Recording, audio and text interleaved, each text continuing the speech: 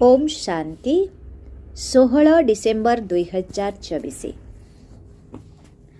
बाबा कहते मीठे बच्चे एही पवित्र हेबार पाठपढ़ा सबु पाठपढ़ा ठारू सहज अटे।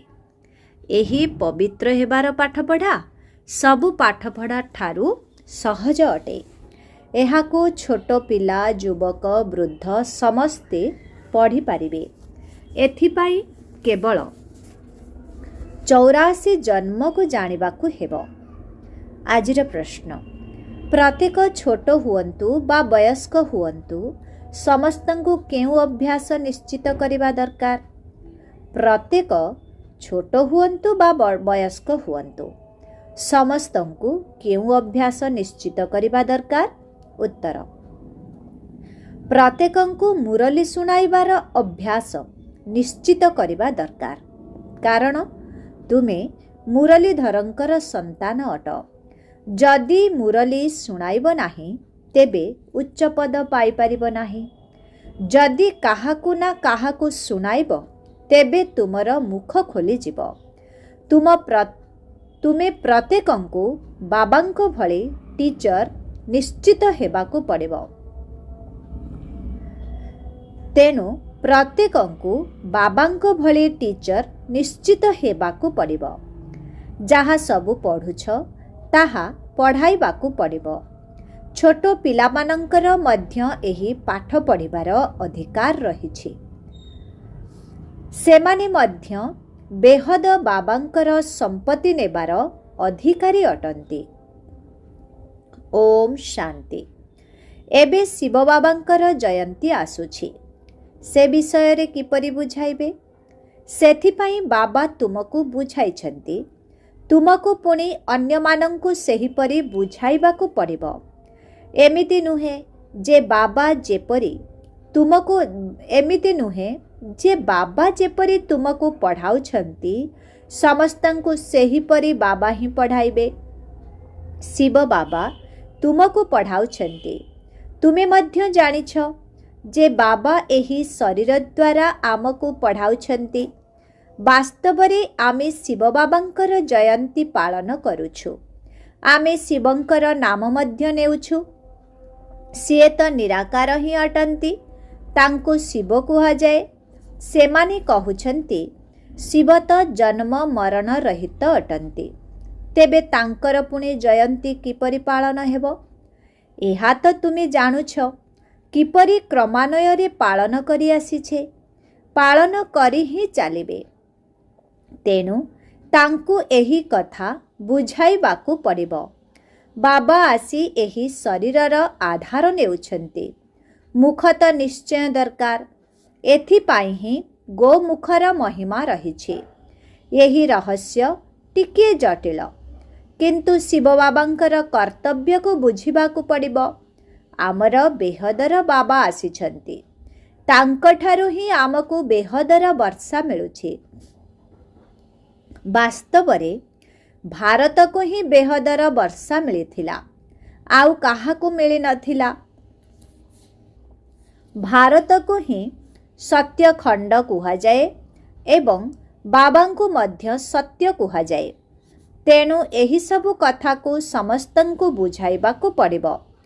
तेबे एही कथा केही केही शीघ्र बुझी पारंती नाही, केही शीघ्र बुझी जाती। यही जोग एवं ज्ञान दुईटी जाक बारंबार बुद्धिरु भूली जिबा भली जिनिस अटे। सेथिरे पुणी जोग खूब शीघ्र तुटी जाई थाए।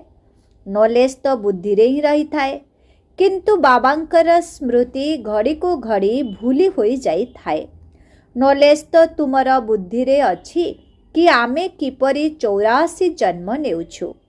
जाहांक ठारे एही ज्ञान रहिछि से ही बुझी पारिब जे जिए प्रथम नंबर रे आसी थांती सिए ही 84 जन्म नेबे। प्रथमे सबुठारु श्रेष्ठ लक्ष्मी नारायण को ही कुहाजिब। नररु नारायण हेबा कहानी मध्य प्रसिद्ध अटे। पूर्णिमा तिथि रे बहुत स्थान रे सत्यनारायणंकर कथा सुनाई थांती। एबे तुमे जानुछ आमे वास्तवरे बाबांक द्वारा नररु नारायण हेबार पाठ पढ़ुछे। एहा हेउछि पवित्र हेबार पाठ एवं सबु पाठ पढ़ारु बिल्कुल सहज मध्य अटे। केवल 84 जन्मर चक्र को जानिबाकु हेबो। आउ एही पाठ मध्य समस्तंक पई समान। एही पाठ वृद्ध युवक पिला समस्तंक पई एका प्रकारर। छोट पिलांकर मध्य एथिरे अधिकार रहिछि। जदि माँ बापा एमानंकु टिकिए टिकिए सिखाई चलिबे तेबे समय तो बहुत रहिछि। पिलांकु मध्य एही शिक्षा दिया जाए कि शिव बाबांकु मने पकाओ। आत्मा और शरीर उभयंकर पिता भिन्न भिन्न अटन्ते। पिलार आत्मा निराकार पिलार आत्मा निराकार तो आत्मार पिता मध्य निराकारी अटन्ते। ए कथा मध्य तुम संतान मानंक बुद्धि रे रहिछि जे सेही निराकार शिव बाबा ही आमर पिता अटन्ते, किंतु रूपरे केते छोट अटन्ते। एहा भल भाबरे मने रखिबा दरकार। भूली जिबा उचित नुहे। आमे आत्मा मध्य बिंदु भली सूक्ष्म अटु। एमिति नुहे कि ऊपरकु गले बड़ देखा जिवो, तले छोट होई जिवो ना, ताहा तो बिंदु अटे। ऊपरकु गले तो तुमकु जेपरी देखा ही जीव नाही, बिंदु अटे ना। एते सूक्ष्म बिंदु किपरि देखा जीव? यही कथा उपरे पिलामानंकु भल भावरे विचार मध्य करिबाकु पड़िबो। आमे आत्मा शरीर द्वारा पाठ करिबा पाई उपरु एठाकु आसीछु। आत्मा बड़ छोट हुए नाही। कर्मेंद्रिय गुड़िक प्रथमे छोट परे पुणी बड़ होई थाए। एबे तुमे जेपरी सबु किछि बुझी पारिछ सेहीपरि अन्यमानंकु मध्य बुझाइबाकु पड़िबो। एहा तो निश्चित जे क्रमानुसारे जिए जेतिकी पढ़िथिबे सीए सेतिकी ही पढ़ाई पारिबे। समस्तंकु सिखाइबा पाई टीचर मध्य निश्चित हेबाकु पड़िबो। बाबांक ठारे तो नॉलेज रहिछि एवं सीए अति सूक्ष्म परम आत्मा अटन्ते, जे कि सदा सर्वदा परम धामरे ही रही थांते। एठाकु केवल थरे मात्र संगम जुगरे आसी थांते। बाबांकु मध्य सेतेबेले डाकी थांते जेतेबेले बहुत दुखी होई जानते। कुहंती आमकु आसी सुखी कर। पिला माने तो एबे जानुछंती जे आमे डाकी थाउ, बाबा आपण आसी आमकु पतित दुनियारू नुआ सत्ययुगी सुखी पावन दुनिया को नहीं चलन। अर्थात सेठाकु जीवार रास्ता देखाओ। से मध्य से जेतेबेले निजे आसीबे सेतेबेले रास्ता देखाइबे। शिव बाबा सेतेबेले आसीबे जेतेबेले दुनिया को परिवर्तन करिबाकु पड़िबो। एहा बहुत सहज कथा, नोट करिवार कथा। बाबा आजी एपरि बुझाइछन्ति, आमे मध्य एहिपरि बुझाइबा। बाबा कहउछन्ति एहा मध्य नोट करिवार कथा। बाबा आजी एपरि बुझाइछन्ति, आमे मध्य एहिपरि बुझाइबा। एभली अभ्यास करी करी मुख खोली जिवो। तुमे मुरलीधरंकर संतान अट, तेणु तुमकु मुरलीधर निश्चित हेबाकु पड़िबो। जेबे अन्यर कल्याण करिब तेबे जाई नुआ दुनिया रे उच्च पद पाइब। सेही पाठ तो हेउछि एई दुनिया पाई। एहा हेउछि भविष्य नुआ दुनिया पाई पाठ पढ़ा। सेठारे तो सर्वदा सुख ही सुख रही थाए। सेठारे एही पांच विकार हैरान करिबा पाई रहिब नाही। एठारे रावण राज्य अथवा अन्यर राज्य रे आमे रहिछु। तुमे माने ही प्रथमे प्रथमे निजर राज्य रे थिलो। तुमे कहुछ नुआ दुनिया, पुणी भारत को ही पुराना दुनिया कुहा जाए। गायन मध्य अछि नुआ दुनिया रे केवल भारत ही थिला एमिति कुहा जाए नाही, कि नुआ दुनिया रे इस्लामी बौद्धि माने थिले ना। एबे तुम बुद्धि रे रहिछि जे बाबा आसी आमको जागृत करुछन्ते। ड्रामा रे तांकर पार्ट ही यही परि अछि। भारत को ही आसी स्वर्ग करिथान्ते। भारत ही प्रथम देश जहाकू स्वर्ग कुहा जाए। भारतर आयु मध्य सीमित। लक्ष लक्ष वर्ष कहिबा एहा तो सीमाहीन होई जाउछि। लक्ष लक्ष वर्षर कौनसी कथा तो स्मृति रे आसी ही पारिब नाही। भारत नुआ थिला, एबे पुरुणा भारत ही कुहाजिब, पुणे भारत ही नुआ दुनिया हेब। तुमे जानिछ आमे एबे नुआ दुनियार मालिक हेबाकू जाउछु। बाबा राय देइछन्ति, मोते मने पकाइले तेबे जाई तुमर आत्मा नुआ अर्थात पवित्र होइजिब। पुणी शरीर मध्य नुआ मिलिब। आत्मा और शरीर उभय सतो प्रधान होई जाई थाए। तुमको सुख पाई ही राज्य मिलुछि। एही ड्रामा मध्य अनादि तियारी होइछि। नुआ दुनिया रे सुख एवं शांति भरी होई रहिछि। सेठारे कौनसी तोफान प्रभृति हुए नाही। बेहदर शांति रे समस्ते शांत होई जान्ति। एठारे अशांति, तेणु समस्ते अशांत अटन्ति। सत्य जुगरे समस्ते शांत थान्ति। केते आश्चर्यजनक कथा अटेना। एहा अनादि पूर्व प्रस्तुत खेल अटे। एहा हेउछि बेहदर कथा। सेमाने हदर बा गोटिए जन्म पाई बारिस्टरी, इंजीनियरी आदि पढ़ुछन्ति। एबे तुमर बुद्धि रे बेहदर नॉलेज रहिछि। बाबा केवल थरे मात्र एठाको आसी बेहद ड्रामार रहस्य को बुझाउछन्ति। आगरु तो एही नाम मध्य सुनि नथिल कि बेहदर ड्रामा किपरि चालुछि। एबे बुझुछ सत्य त्रेता जुग निश्चित अतीत होई जाइछि, जेउथिरे एमानंकर बा लक्ष्मी नारायणंकर राज्य थिला। त्रेतारे राम राज्य थिला। परे पुणी अन्य धर्म सबु आसिले। यही धर्म सबु 2500 वर्ष भितरे ही आसिछन्ति। सेथिरु 1250 वर्ष कलिजुग सबु हिसाब रहिछि ना। एमिति नुहे कि सृष्टिर आयु ही 2500 वर्ष अटे ना। अच्छा, तेबे आउ किए थिला विचार करा जाए। एमानंक आगरु निश्चित भावे देवी देवता माने थिले। तेबे सेमाने मध्य मनुष्य ही थिले, परंतु दैवी गुणधारी थिले। सूर्यवंशी चंद्रवंशी मानंकर राजत्व 2500 वर्ष अधा कल्प चलिला। बाकी अधा कल्परे अन्य धर्म सबु आसिले।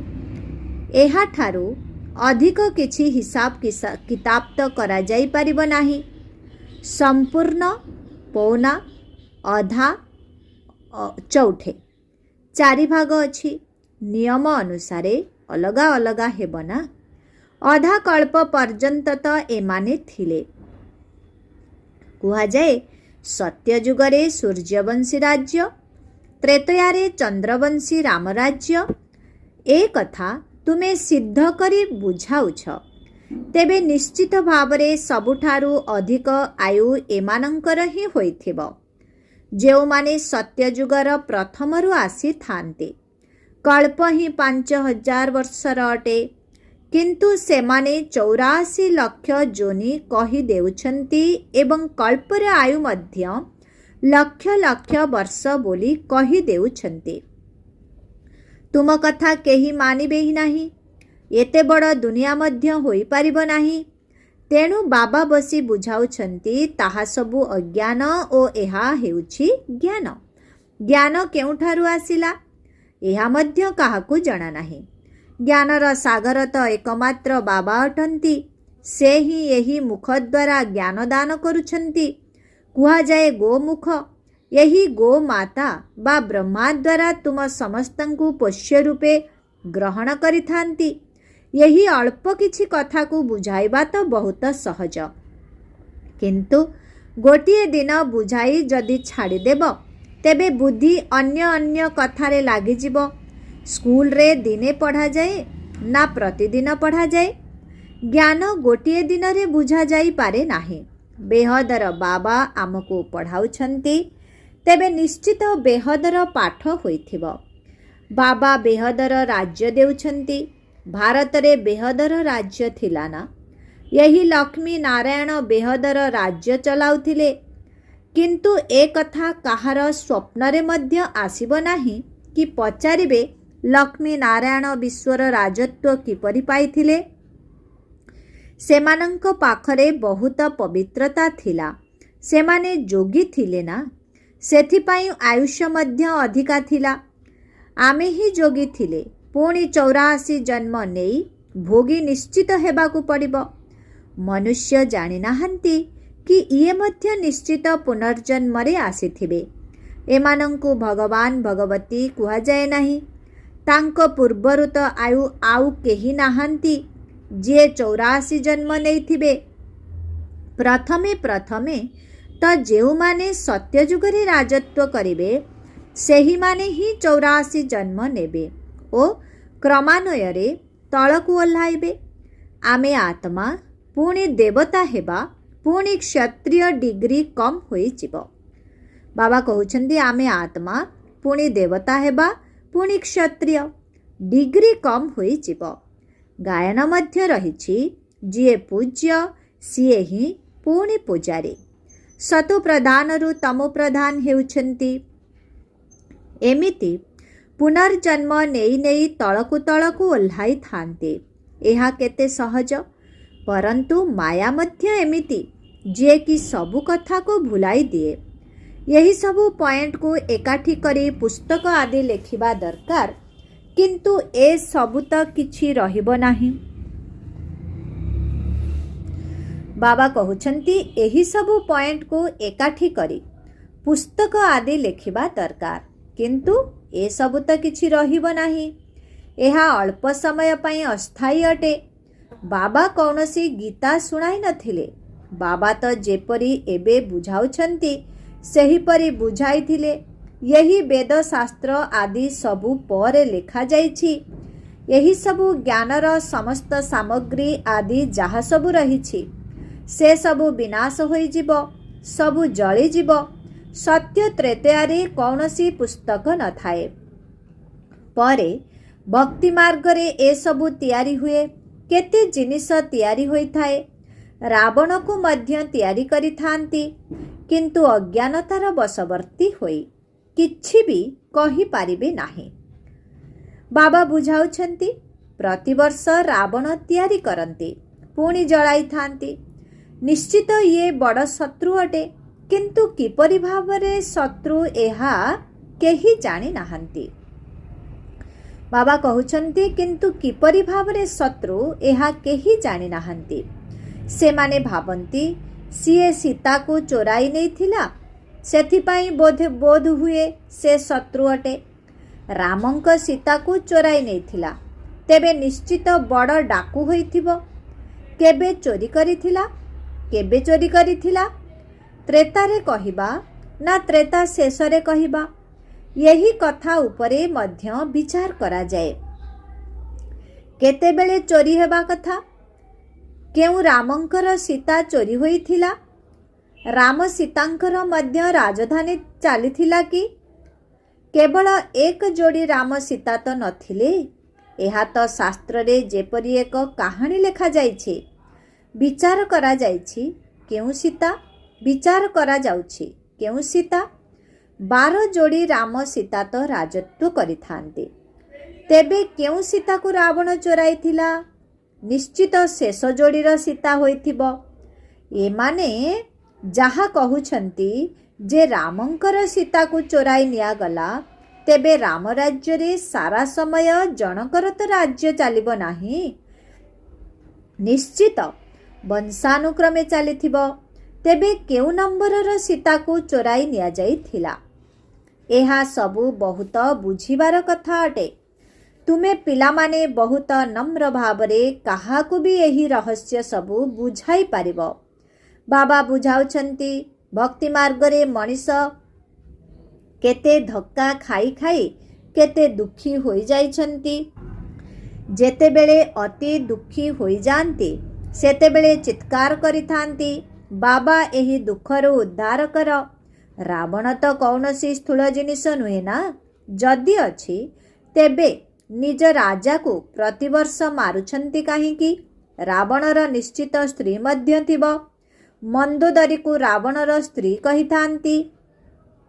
मंदोदरीर पितुला तैयारी करी मध्य जळेइबा दरकार, एमिति तो केबे देखा जाए नाही। तेणु बाबा बुझाउछन्ति एहा हेउछि ही मिछ माया मिछ काया। एबे तुमे मिथ्यावादी मनीषरु सत्यवादी देवता हेबा पई एठारे बसिछ। फरक तो हेला ना। सेठारे तो सर्वदा सत्य कहिब, कारण ताहा सत्यखंड अटे। एहा हेउछि मिथ्याखंड।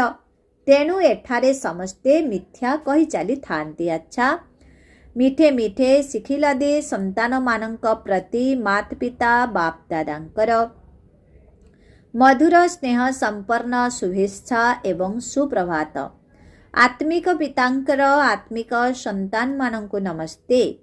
आत्मिक संतान मानंकर आत्मिक पितांकु ओम शांति, गुड मॉर्निंग, नमस्ते नमस्ते नमस्ते नमस्ते नमस्ते, ओम शांति।